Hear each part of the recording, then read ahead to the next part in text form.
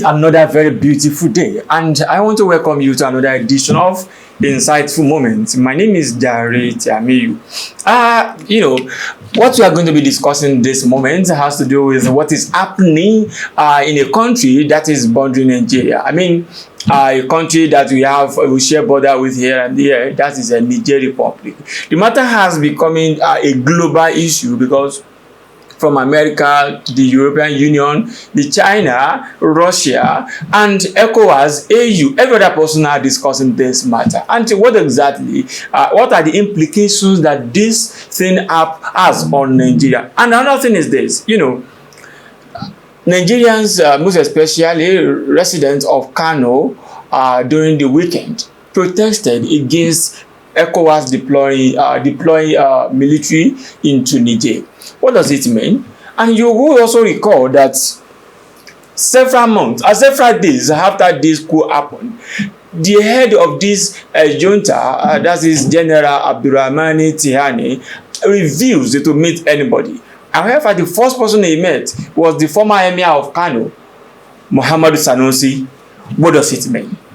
Are we saying that there is a kind of religious tie between Kano and Niger? Or because there is a border between Kano and Niger, and that is why it concerns the people of Kano more than even some other parts of the country? And I will be discussing this with somebody who has knowledge about this matter, who is an international affairs expert, and he also knows what is happening, and then he is from history department, he's from the GNS department of Federal University of Medical Sciences in Laorongon. Earth Sciences in Laorongon. I will be speaking with Mr. Basit Olokuta. Thank you so much. Thank you very much for having me. Let me start from here. I will start from the approach of the ECOWAS, Economic Community of West African States. When this matter happened, the chairman of ECOWAS, who is the president of Nigeria, President Bola Tinubu, actually issued a kind of threat to ECOWAS, to the junta in Niger. And after this, the ECOWAS started to, taking some actions like they want to negotiate. And people are now saying that, why do you go with threat first, with military threats, before you now say you want to negotiate? Do you think this approach is exactly one of the reasons why the military junta is not sitting with the ECOWAS? Well, let me first of all start by saying that when it is a matter between two sovereign states, what is at play is diplomacy. And you see, in diplomatic practices, there are some basic principles. There is something that is called deterrence in international relations. Deterrence is a state's or a power's ability to show that, look, I have the capacity to compel you to do these certain things. I have a power to compel you to do these certain things that I want you to do. That is deterrence. And so the way in which deterrence is often carried out in international system is by use of threats or the threat of it. What do I mean? For example, now, what ECOWAS was trying to do by issuing that threat is just to deter Niger Republic. I mean, the coupists in the Niger Republic, just for them to be aware that in case they will not yield to the demand of ECOWAS, what was that demand? The reinstatement of the substantive President Mohamed Bazoum, that if you will not yield to a request of reinstating him, we have the muzzle, you understand, to deal with you as a country. Having said that, I would not say that deterrence is the right approach to use, especially at that instance, because there is a principle in diplomacy that it is only when dialogue fails, it is only when dialogue has broken down on the parties involved that you resort to war. Because it is also another principle in the international system that peace is not end at the battlefield. You must, after a long war, you must have counted your cost. Wanton destructions of life and properties must have taken place. At the end of the day, all the conflicting parties will still come to the round table. So why not go for a roundtable before you even begin to issue threats? But like I said, I want to believe that the President of the Federal Republic of Nigeria, His Excellency Senator Bola Ahmed Tinubu, was not intentional about deploying military to Niger. At best, he was only using it as deterrence, hoping that the country, will be browbeaten into acceding to the request of ECOWAS. But don't you think that that threat is actually the reason the general, the head of the coup in Niger, actually refused to meet with ECOWAS diplomats that were there? At least I could remember there was a time when the Sultan of Sokoto, the former head of state in Nigeria, General Abdulsalami Abubakar, retired, and some other people went there to meet with him, and at the end of the day, he could not actually, listen to them and give them that audience. Of course, just like you say, it cannot be far-fetched because you want reasons to prevail on me. You want to come and talk to me on a certain matter, and you are coming with threats. You understand? There is an age-long aphorism in Yoruba land that says "Aifele kebosi like felejo." You understand? You are coming to me to make me see reasons why an action should be taken, and you are coming with threats. And there is something called balance of terror in the international system. That is when you are coming, you understand, with a threat. If I feel I have the matching strength, if I feel I have a strength to match a counter terror, if I feel that I also have the capacity to stand shoulder to shoulder with you, rather than listening to you or giving you a soft landing, I will also confront you with threats, which is exactly what happened. Now to talk about the delegation that was sent by Federal Republic of Nigeria. See, many experts have spoken about it. There are some fundamental, although the President of the Federal Republic of Nigeria may have good intentions by sending this delegation, but there are some fundamental errors that have been pointed out by several experts of diplomacy. Like what? Nigeria was going to dialogue with the ECOWAS, with the Niger coupists or with the Niger military regime, not northern Nigeria, not Hausa land. The first failure that I pointed out is that there should be a pan-Nigerian delegation that will be sent. Okay. The two people, with due respect to them, they are all great, eminent Nigerians. Sultan Muhammad Saad Abubakar is a military general. He retired as a brigadier general in the Nigerian army. Very intelligent, is a man of high caliber. And the same thing, General Abdulsalami Abubakar, who was former head of state of Nigeria, 1998 to 1999. These are eminent men.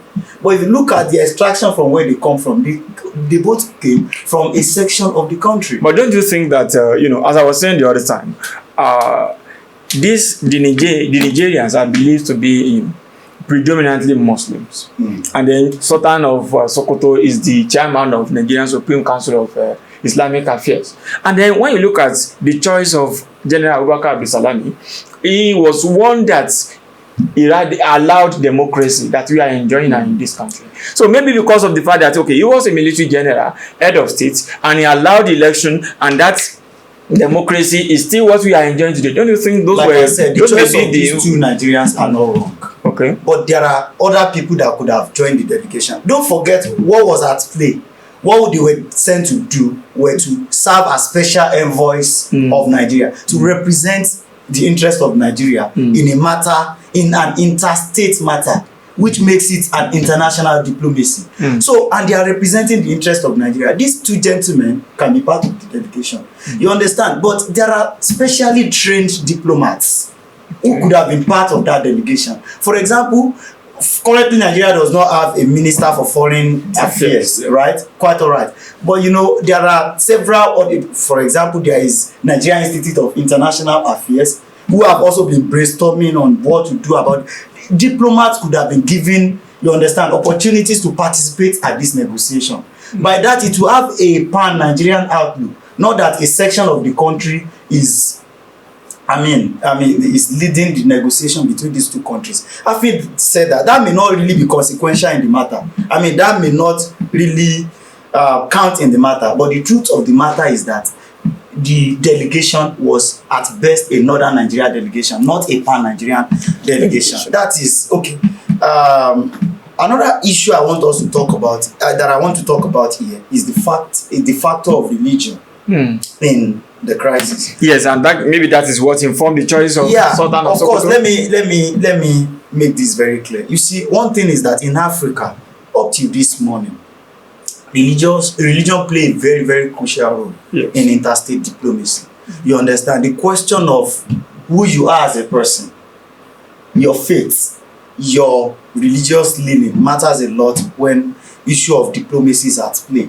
If you look at it very well, I want to strongly believe that the coup leader seeing His Highness Lamido Sanusi, the opportunity of a meeting was not because of any other thing, but because of the position that Lamido Sanusi. You know, Sanusi was actually led to that meeting by Emir of Damagram. Damagram happens to be the third largest city in Niger. Of course, you see, one thing, let us not look at Sanusi as Emir of Kano, because that would be far from the reality. Sanusi is not the Emir of Kano. Yes. Sanusi is former Emir of Kano. Yes. But he holds a position now, which is the Khalifa of Tijaniya group in Nigeria. In West Africa. You know, by implication, you see that, go and look at the composition of these countries.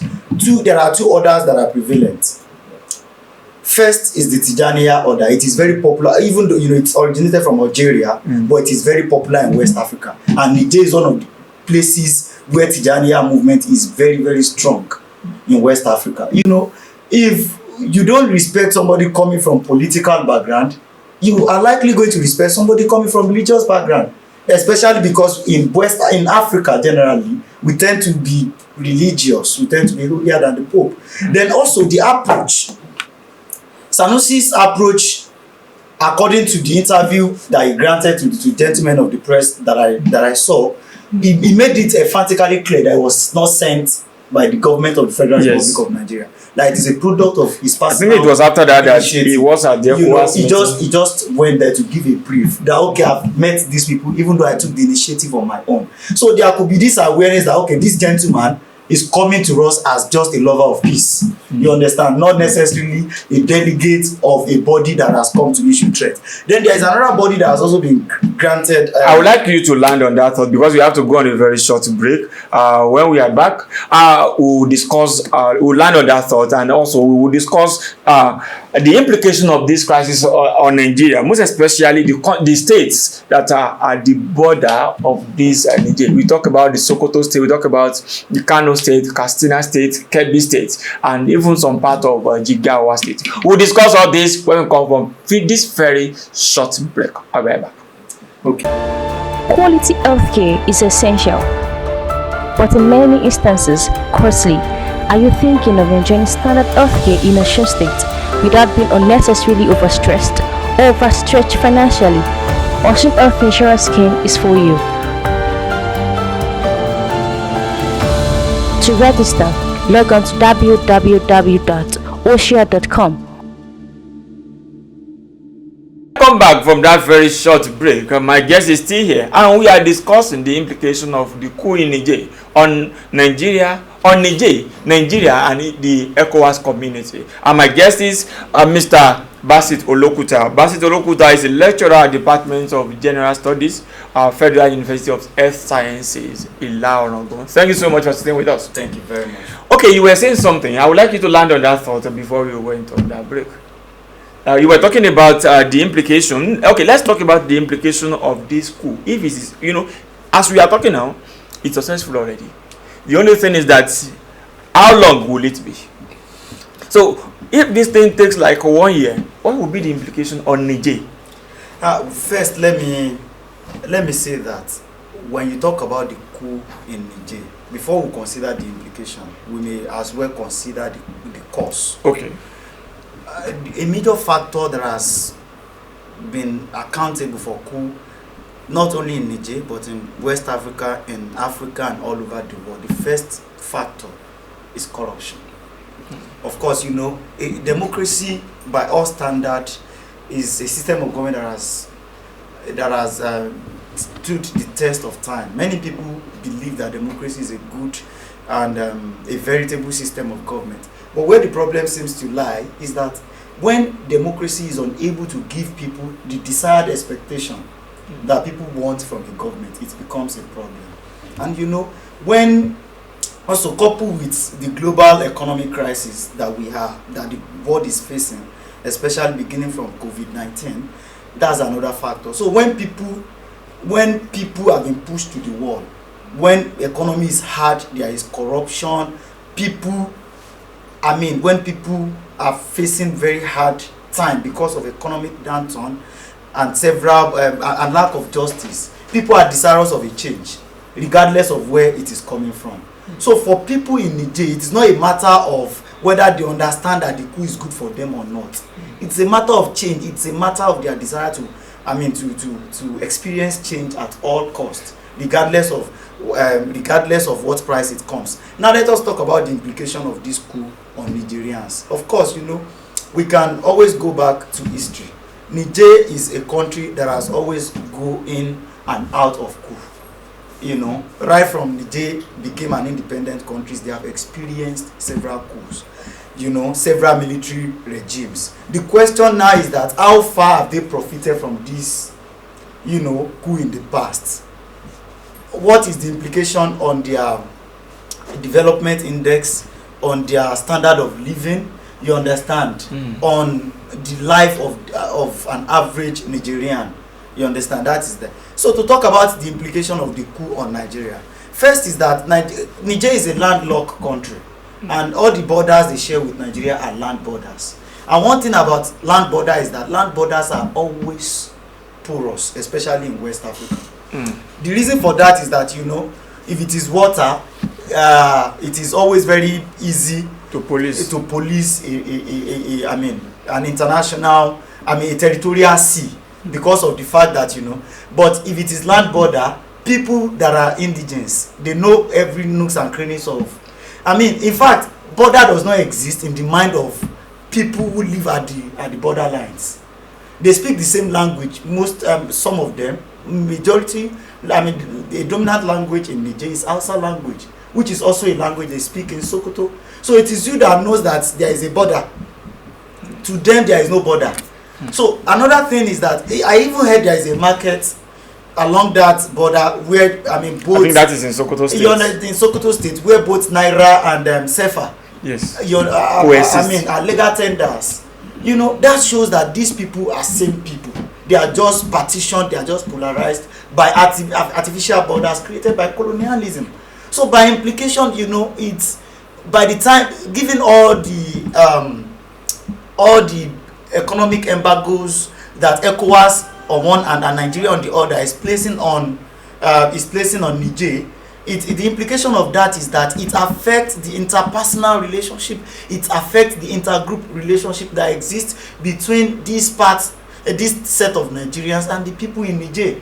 So it affects their economy. People, you know, ECOWAS has a policy of free trade, free movement. So because of these sanctions that ECOWAS is trying to place on these countries, it will naturally affect, you know, the flow of market in those places. And don't forget that there is a pattern that you see, countries like Burkina Faso, Mali and others joining forces. That's exactly what I wanted to ask. If you look at the map of Nigeria very well, you see that all these 5 countries that are currently under coup, they are just like Nigeria's, they are just like barrier, you know, for other West African states to the Maghreb, that is the North Africa, without passing at least one of these countries.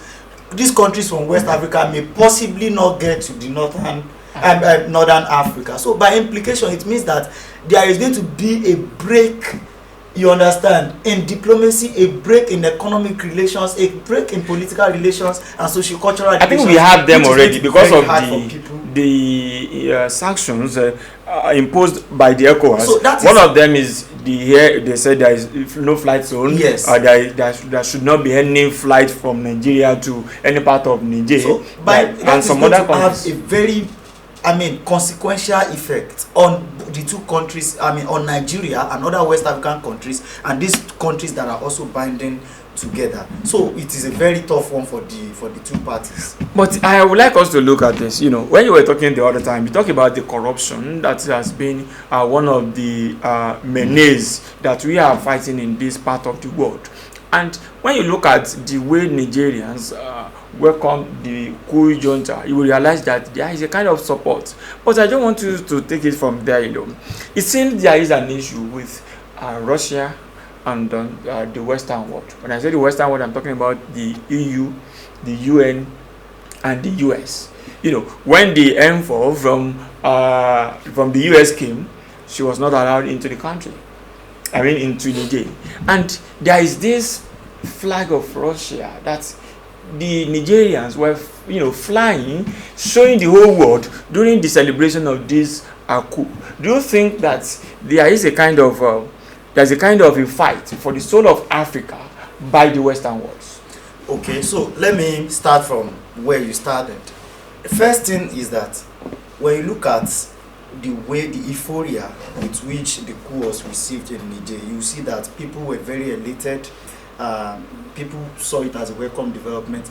Of course, I've said it earlier. A major factor is that when people are pushed to the wall, they want a change.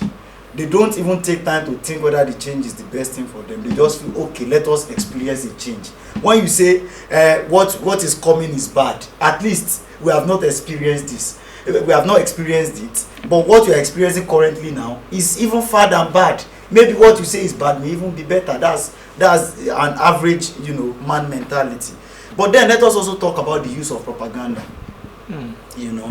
There is a major problem in ECOWAS. There are two dominant languages, English and French. In the case of Niger, they speak French as an official language. And also, there is a deliberate attempt to use propaganda by the coupists. I read something online, and it's a credible source, where it was reported that an average Nigerian does not even know what is happening. They believe that the impression, the propaganda, the dummy that was sold to them was that Nigeria was waging a war against Niger. So, an average citizen of a country would want to be patriotic. Okay, Nigeria wants to fight us in war. Why? Because there is a corrupt leader who we have tried to depose. So by implication, people, you cannot ascribe to people's rousy welcoming of the coup to just corruption. There are some propaganda at play here, which is a fundamental one. Then to talk about the Russia involvement and the Western powers, you see, Africa as a continent has to be very, very careful. And examples are replete all over Africa. There in Democratic Republic of Congo in the 60s, there was a gentleman, his name is Patrice Lumumba, who was the Prime Minister of Democratic Republic of Congo. He was a Pan-Africanist to the core, and he understood what was happening. As at that period of time, it was imminent that African countries would gain independence. But imperialism was to continue, even though independence had been fought for and won by several of these African countries. By imperialism, I mean Western powers still wanted to continue to hold on to reins, to control of economy, of politics, of everything that goes on in African states. So some African states, some African leaders rose up against this, imperialism. One of them was Patrice Lumumba. And one of the things, a pattern that was noticed was that, as at that time when Patrice Lumumba saw that the Allied forces, the Allied forces, the capitalist bloc, the capitalist bloc, where we have the US, UK, France, you understand, and other countries like that, are in support, are the ones that were perpetrating this imperialism. He wanted to turn to Russia. And when they saw that, okay, he was already embracing Russia, they sponsored a coup within his country, headed by a man known as Mobutu Sese Seko. Mobutu Sese Seko, there were evidences to show that he superintended the murder. First, they incarcerated Patrice Lumumba, and later he was killed. And what happened, despite the fact that Mobutu Sese Seko's administration was adjudged as one of the most corrupt on the African continent. He kept enjoying the support of the Western powers. So Africans must be careful to know that when it comes to the interest of the West, it's not a matter of whether you are doing good for your country or not. It's a matter of if their own interest is protected. You know, and whether you align to part A or part B, it doesn't solve your problem. If truly, as claimed by the coupists in Niger, if truly their intention is to emancipate their people and the African continent from neo-colonialism or from imperialism, it is very important for them to be very, very careful.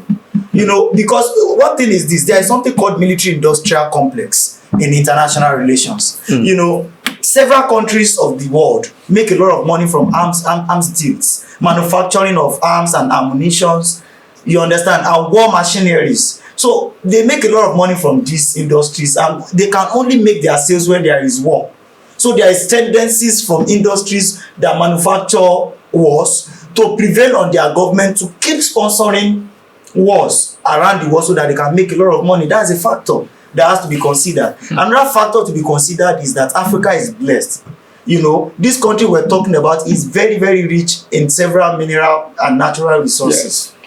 You know, and so exploration of these natural resources, it remains at the center of the art of these Western powers. Of course, you know, there is no gainsaying the fact that France has a history, you know, of being one of the worst colonial powers, such that even after a country has been, has attained political independence, French policies still continues unabated in this country, to the extent that any attempt for any of these countries or any of their leaders to stand up and revoke some of these imperialist tendencies of France is always met with stiff resistance. And don't forget that we live in the multipolar world, or let me say a bipolar world, where there is an alliance between the former capitalist countries, you know, namely France, Britain, US, and some other countries on one hand, and on the other hand we have Russia and China, you know, and some other countries like you know. You know why I asked the question is that when you look at it, this year, you know, we had Russia African Summit, we have China African Summit, we have UN African Summit. Last year we had the US African Summit. We now ask, you say that these people have in our interest, that is why they are all inviting us, you know, to have this kind of summits here and there, so that they can talk about development of Africa, all this and that. But you know, we have to talk about the solution now because of our time. And I want to ask her now, the military, they have been mobilizing already. With everything we are getting to know, it shows that the military are already preparing to invade Niger Republic. And that is why some people are protesting and saying, no, don't go there, don't go there. And then when you look at it, 5 of the 15 West African states have said that they are not going to be participating in that invasion of Niger. And then the states that have been, you know, led by coup plotters now are saying that they are not going to participate. And also we still have some states like Gambia who said they do not have the strength to send military to be part of this operation in Nigeria. Do you think this will be the solution, or there is another way that the ECOWAS, the AU can actually explore before they go into this? Well, I would say that honestly, in diplomacy, you cannot exhaust dialogue, especially when the two parties to a matter are willing to embrace it. You cannot exhaust it. Dialogue is a continuous process. Let me first say that, you see, Africa should know that what the guiding principle of any state diplomatic practice is national interest. I mean, interest of Africa could not have mattered to France than interest of France itself. So African countries and their leaders have to come to the realization of the fact that national interest is what guides all these countries.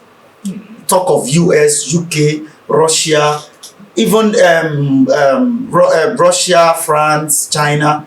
They first think of what to get from Africa. And you see, Africa is always the bride here, the beautiful bride that is always courted by all the parties. So that is why I said earlier that Africa has to be very, very careful as not to be pushed into a war. Because when Africa is made a theatre of war, don't be surprised, all these countries, all of them put together, they will all benefit.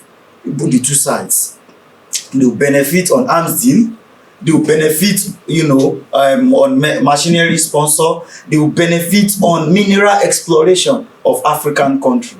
So, and you see, the theatre of war suffers a lot.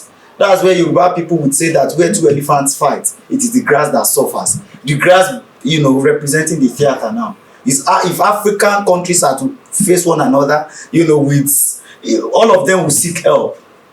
ECOWAS believably having the backing of the US of let me say the NATO forces now. Okay. I will call them the NATO forces because that is the military alliance of all these people that we're talking about. They want to look all to the West, their big brothers that are not going to support us, and also all the other alliance too would also look for the support the China, Russia. So that means that's a continuation of Cold War in Africa. Africa is going to suffer a lot for it. Then again, to talk about, you see, I said that dialogue cannot be exhausted, especially when the two conflicting parties are interested in embracing it. Africa must realize that the best way out of this problem is dialogue. But again, it is a very tricky one for African countries. There is something called old boy syndrome in military adventurism in politics. You see, there is a way coup. One coup aids another coup. There was something called the Arab Spring. The Arab Spring started, I think, from Tunisia, and before you know it, it spread to all other parts of Africa. That is what affected Muammar Gaddafi's Libya. So when there is a coup at a place and it succeeds, it emboldens other countries to also, go into coup. And don't forget that there is a kind of a rumor. These military generals across all countries are probably former classmates at one military training or the other. There was a rumor in Nigeria even recently. Yes, when you hear that your friend or possibly your bunkmate at a training probably in Warsaw is now the head of state of a country, you feel like, okay, I can also do the same thing in my own country. So it is old boy syndrome. I believe that ECOWAS should also be magnanimous to meet them halfway. Because one thing is that you cannot cry more than the bereaved. Go to that country now, it is a general fact. People do not want the deposed president. Yes. So if they don't want him, you cannot impose him on them. What you can say is that, okay, ECOWAS should hold the military leaders to account. Give us a specific date in no distant future when a proper election will be conducted and transition to a civil rule will be carried out.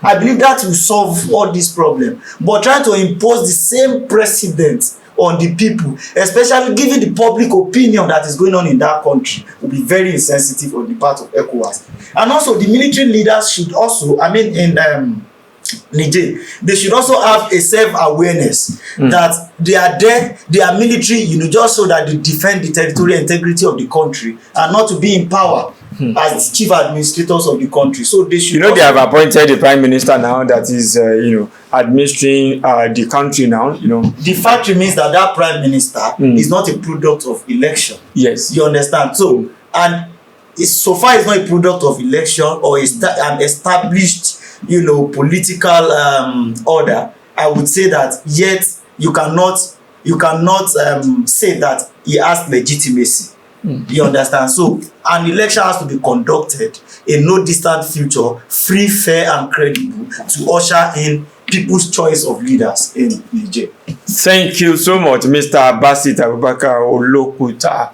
for that very good presentation of yours. And I believe that what we have said, I just want to say something that, most Nigerians are not aware that there is still war going on in Ukraine.